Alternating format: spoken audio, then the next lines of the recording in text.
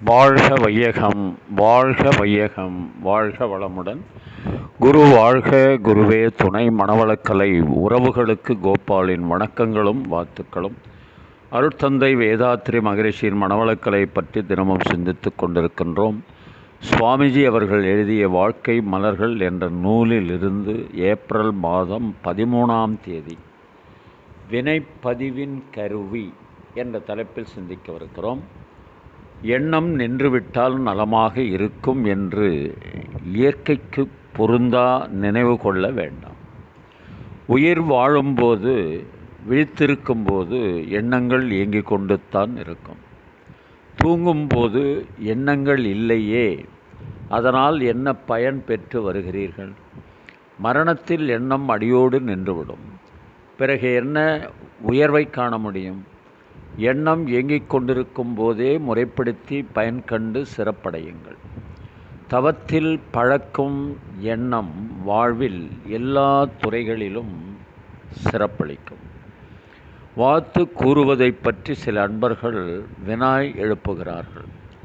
வேண்டுமென்றே கெட்ட எண்ணத்தோடு ஒருவர் எனக்கு தீங்கு இழைக்கிறார், துன்பம் தருகிறார் என்றால் அவரை எப்படி வாழ்த்த முடியும்? ஏன் அத்தகைய கொடுமையாளரை வாழ்த்த வேண்டும் என வினவுகின்றனர். எவரும் எவருக்கும் எத்தகைய கெடுதலும் அவர் விருப்பம் போல் செய்துவிட முடியாது. ஒவ்வொருவரிடத்தும் வினை பயன் பதிவுகள் உள்ளன. அப்பதிவுகளை வெளியாக்கி தூய்மைப்படுத்த வேண்டியது இயற்கையின் நியதி. தனது தவறான செயல்கள் மூலமாகவும் தனக்கு துன்பம் விளைந்து வருந்தி அப்பதிவுகள் நேர் செய்யப்படலாம். பெரும்பாலும் இயற்கை வேற்று மனிதர் செயலின் மூலமே அப்பதிவுகளை வெளிக்கொண்டு வருகிறது. ஒருவர் இன்னொருவருக்கு தீமை செய்கிறார் அல்லது துன்பம் அளிக்கிறார் என்றால் இயற்கை ஒருவர் வினைப்பதிவை வெளிக்கொணர இன்னொருவரை கருவியாக உபயோகிக்கின்றது என்றுதான் பொருள். எனவே தீமை செய்தவர் தானே விரும்பி இன்னொருவருக்கும் துன்பம் அளித்தார் என்று கொள்வதை விட, துன்பம் கண்டவர் வினைப்பதிவை இன்னொருவர் இயற்கையின் ஒருங்கிணைந்த பேராற்றல் உந்துதலால் வெளிக்கொணர்ந்து நேர் செய்துவிட்டார் என்று கொள்வதே சரியான வழக்கம். தனது வினைப்பதிவே இன்னொருவர் மூலமாக துன்பமாக விளைந்தது என்று உணர்ந்து கொண்டால் பிறர் மீது வெறுப்பு எவ்வாறு எழும்? அருட்தந்தைவர்கள் வாழ்க வளமுடன். நாம் எண்ணுவது சொல்லுவது அத்துணையும் நமக்குள் பதிவாவது அருட்தந்தை வேதாத்ரி மகரிஷியின் மனவளக்கலைக்கு வந்த பிறகு தெரிந்தது.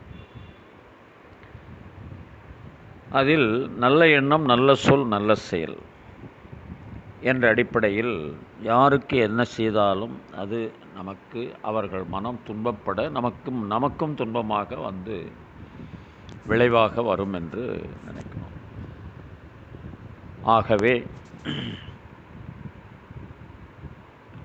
ஒரு எண்ணத்தை விதைத்து விட்டோம் என்று சொன்னால் அந்த எண்ணம் ஈடேறுகிற வரை வேறு ஒரு எண்ணத்துக்கு அங்கு அனுமதிக்கக்கூடாது என்ற அடிப்படையில் கவியரசர் கண்ணதாசன் ஒரு அருமையான கவிதை எழுதியிருப்பார்.